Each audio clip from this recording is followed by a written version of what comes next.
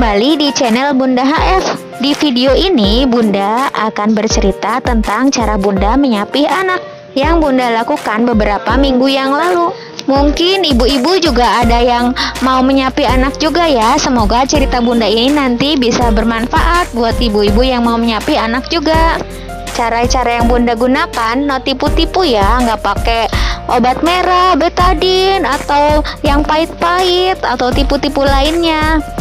Karena katanya secara psikologis juga kurang bagus kalau yang tipu-tipu kayak gitu. Atau dikenal dengan metode winning with love, WWL, atau bahasa Indonesianya menyapih dengan cinta. Oke, yuk langsung simak cerita Bunda. Seperti sudah kita tahu sebelumnya ya, kalau ASI itu memang makanan yang terbaik untuk bayi.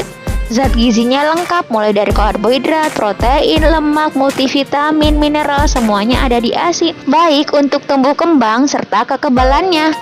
Lembaga-lembaga kesehatan serta di agama Bunda sendiri juga disarankan ASI sampai 2 tahun. 6 bulan pertama biasa disebut ASI eksklusif atau ibu-ibu netizen biasanya bilangnya S1 ya. Jadi ASI aja tanpa makanan apapun, cukup ASI. Mulai 6 bulan diberikan makanan pendamping ASI atau MPASI yang teksturnya bertahap, mulai dari bubur lumak, kemudian saring, nanti nasi tim. Ibu-ibu biasanya bilangnya S2. Nanti setelah 1 tahun MPASI-nya sudah seperti makanan keluarga, itu nasi dan lain-lainnya.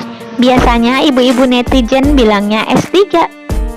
Nah, kalau udah lulus S1, S2, S3 ini, nah tiba saatnya untuk masa-masa menyapih. Menyapih bukanlah hal yang mudah ya, karena anak menyusu pada ibu bukan hanya untuk asupan nutrisi saja, namun juga zona nyamannya bagi anak kita. Sehingga menyapih ini merupakan masa-masa perjuangan, karena anak akan kehilangan zona nyamannya dan ibunya juga biasanya tidak tega. Pasti dari sekitar kita, sekeliling kita, mungkin dari orang tua atau yang lain-lainnya, pasti ada saran-saran kan, oh dikasih ini, dikasih itu, dikasih obat merah, dikasih pahit-pahit, atau ditinggalin di rumah siapa gitu. Pasti ada kan saran-saran seperti itu. Bunda nggak pakai cara-cara itu ya. Seperti apa cara-cara yang Bunda lakukan di slide berikutnya. Yang pertama Bunda lakukan adalah komunikasikan ke anak. Walaupun masih kecil, mereka tahu loh dan bisa diajak berkomunikasi. Terutama setelah usia 18 bulan, mereka mulai bisa berkomunikasi dengan baik dan sudah mengerti instruksi. Jadi mulai anak usia 18 bulan, Bunda mulai mengkomunikasikan dan berusaha menjelaskan dengan bahasa yang mudah dimengerti oleh anak-anak tentang alasan menyapih ini. Reaksinya bisa aja, biasa aja, sedih, marah, ataupun menolak. Tapi tetap kita harus berusaha memberitahukan dengan alasan yang jujur, mudah dimengerti, dan tidak menyakiti perasaannya. Kalau Bunda, jadi mulai usia 18 bulan itu, kalau anak minta menyusu, Bunda komunikasikan.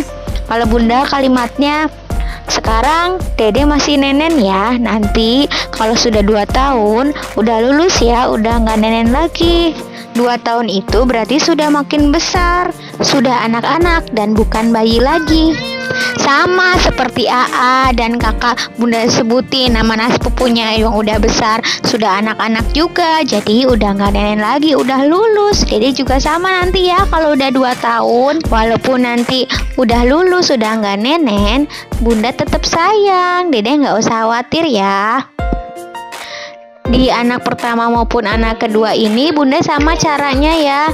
Dan jawabannya iya kayak gitu, bukan yang ekspresi marah atau sedih atau yang lain. Walaupun tadi ekspresi marah atau sedih tetap disampaikan pas waktu-waktu berikutnya. Kalimatnya disesuaikan aja ya dengan gaya masing-masing. Yang penting tadi jujur, tidak menyakiti perasaan, dan sebisa mungkin mudah dimengerti oleh anak-anak. Selanjutnya, anaknya sudah 2 tahun atau sudah lulus S3 ASI. Yang ketiga, kesiapan dari kita sebagai bundanya. Kita harus yakin sudah siap. Kalau dari kitanya merasa belum siap untuk menyapih, maka anak juga akan merasakannya. Sama juga nanti akan merasa belum siap untuk disapi. Akibatnya nanti ketika melihat anak merengek, ingin menyusu, hal ini akan menggoyahkan untuk memberikan ASI kembali. Kalau kita siap, anaknya juga akan lebih siap. Jadi, kita kumpulkan dulu tekad dan keyakinan agar siap demi kebaikan anak kita juga. Yang keempat, komunikasi dan kerjasama dengan ayah. Support dan kesiapan dari ayah juga sangat penting. Jadi saat anak nanti merengek, tidak merasa goyah si ayah, yang malah nanti menyuruh bundanya memberikan ASI kembali kalau si ayahnya belum siap. Terus juga masa-masa menyapi itu anak kan biasanya lebih rewel ya. Nah, ayah ini penting banget di sini untuk membantu menghibur, mengalihkan perhatian anak, mengajak bermain agar bisa lebih ceria si anaknya dan tidak terfokus kepada ASI. Kalau sudah dikomunikasikan ke anak dari 18 bulan, kemudian anaknya sekarang sudah 2 tahun, bundanya sudah siap, ayahnya sudah siap juga, nanti ini saatnya pelaksanaan. Pastikan anak kita dalam kondisi sehat. Saat anak kurang sehat akan lebih sulit untuk penyapihan. Dan kalau sedang sakit kan biasanya lebih manja ya, jadi kurang tepat untuk menyapih. Tunggu sampai anak kita sehat atau fit lagi. Yang keenam adalah konsisten. Kalau kita sudah memulainya, kita harus konsisten ya bun. Kalau bunda dan ayah sudah siap sih, insya Allah konsisten ya. Kalau tidak konsisten, maka selanjutnya akan lebih sulit untuk menyapih. Dan kita harus mulai lagi dari awal lagi. Bisa aja kan udah beberapa hari. Nah, harus mulai dari awal lagi deh. Jadi konsisten ya bun. Yang ketujuh adalah tunjukkan kalau kita sangat menyayanginya. Anak mungkin menganggap berhenti menyusu sama dengan berhenti disayang. Maka kita perlu memberikan perhatian yang lebih, rajin-rajin memeluk, mencium, dan menemani bermain. Juga katakan kalau bunda sangat menyayanginya. Dengan begitu, anak akan merasa aman dan nyaman dan tidak merasa ditinggalkan walaupun harus berhenti menyusu.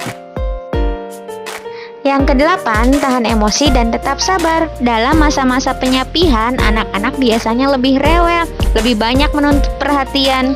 Hal ini tentu bisa menguras tenaga dan emosi bunda, namun kita harus tetap sabar dan tenang ya bun. Tunjukkan perhatian dan kasih sayang kita. Siang sudah terlewati, nah malam ini yang lebih berat lagi. Karena biasanya kan dia tidur sambil menete ya. Sekarang dia harus beradaptasi tidur tanpa menete. Kalau yang bunda alami, baik anak pertama ataupun anak kedua, 1 minggu pertama adalah malam-malam yang berat, terutama 3 hari pertama. Setelah 1 minggu lebih mudah, apalagi kalau lebih dari 1 bulan, anak sudah bisa beradaptasi. Anak bunda yang kedua ini pas disapi umurnya 2 tahun 3 bulan. Nah, jadi dia itu udah jarang sekali menete. Jadi terutama pada 3 hari terakhir itu paling menete kalau misalkan mau tidur. Jadi pas hari yang bunda dan ayah tentukan untuk mulai menyapi, pas dari pagi sampai sore anaknya belum minta menete ya. Nah, udah lega bunda ya. Nah, ini pas udah mau tidur nih, pas malam yang agak susah, bunda ajakin bobo kan, "Dek, udah malam, bobo yuk." Nah, dianya kan biasa kan kalau mau bobo minta nenen. Mau nenen kayak gitu. Bunda kasih tahu lagi, kan sekarang dede udah lebih dari 2 tahun ya, udah makin besar, udah nggak nenen, udah lulus ya, mulai sekarang lulus ya. Mau nenen sambil nangis. Wah, kita ini diuji nih pada saat-saat seperti ini. Keyakinan, kesiapan, dan kekonsistenan kita. Bunda peluk, bunda pupuk. Nanti pas dianya udah tenang, bunda bilang, "Bunda sayang dede. Sekarang bobonya nggak nenen lagi ya, dede udah nggak nenen ya." Bunda tawarin mau bunda pangku bobonya apa mau digendong, tapi anaknya nggak mau ya, mau bobo aja katanya kayak gitu. Kalau pas anak pertama dulu mintanya digendong. Jadi seminggu pertama itu pas waktu penyapihan bobonya digendong. Setelah setengah jam bunda taruh. Setelah lewat dari seminggu, bobonya seperti biasa ya, dipuk-puk aja palingan. Yang pas anak kedua ini dia nggak mau digendong, pengennya bobonya dipuk-puk langsung. Ya pasti ya nggak bisa langsung ya, nggak bisa langsung lep bobo, gulang-guling. Terus bilang mau nen, tapi nggak jadi bilang mau bobo. Kelihatan anaknya juga dia sedang berusaha beradaptasi. Setelah setengah jam lebih, bunda pupuk ya, bunda bilang bunda sayang dedek kayak gitu. Terus gulang-guling akhirnya bisa bobo juga. Alhamdulillah hari pertama terlewati. Semoga besok juga lancar. 3 hari pertama masih sama seperti itu ya, tapi lebih mudah sih dibanding dengan hari pertama. Udah seminggu udah seperti biasa, jadi cuma dipupuk terus kemudian tidur. Ya dipupuknya nggak langsung semenit 2 menit sih, nyampe 15 menit 20 menit itu baru bisa tidur. Yang penting kita tahan emosi, tetap sabar dan tenang ya bun, karena anaknya juga kelihatan kok sedang beradaptasi, kita juga sama-sama beradaptasi. Oh iya, jangan kasih sesuatu yang membuat ketergantungan ya. Contohnya dot. Jadi misalkan sebelumnya nggak kita kasih dot ya, terus pas mau nyapi malah kita kasih dot. Nanti malah seperti menyapih kedua pada saat kita melepas dotnya. Usahakan beri makan yang cukup. Jadi kalau misalkan udah 2 jam dari jarak makan sebelumnya, kita tawarkan makan lagi. Misalkan sebelumnya akan besar ya, kita tawarkan snack dan seterusnya. Terus kalau di rumah ada anggota keluarga lain juga sampaikan kalau kita sedang menyapi dan meminta support mereka. Dan jangan lupa berdoa, memohon kepada Allah, kepada Tuhan. Ya Allah, besok mau mulai proses menyapi, tolong lancarkan ya Allah. Semoga prosesnya lancar, kemudian anaknya juga bisa beradaptasi dengan baik dan bisa tetap merasa disayangi. Berdoanya versi masing-masing ya, boleh kayak gimana aja deh mintanya seperti apa. Soalnya doa ini penting banget. Setelah semua usaha kita, setelah kita berusaha, semuanya kita serahkan kepada Allah. Demikian cerita bunda tentang cara menyapi anak yang bunda lakukan, baik anak pertama ataupun anak kedua. Bunda caranya sama dan alhamdulillah berhasil. Bagi ibu-ibu yang mau menyapi juga semangat ya. Yang anaknya sudah 18 bulan mulai disonding ya, mulai dikomunikasikan. Yang sudah lebih dari 18 bulan juga nggak apa-apa, mulai dikomunikasikan, tidak ada kata terlambat. Semoga bermanfaat ya. Yang sedang proses menyapi atau mau menyapi, semoga berhasil. Sampai jumpa minggu depan. Minggu depan kayaknya bunda mau bahas perdietan deh. Sampai jumpa. Assalamualaikum.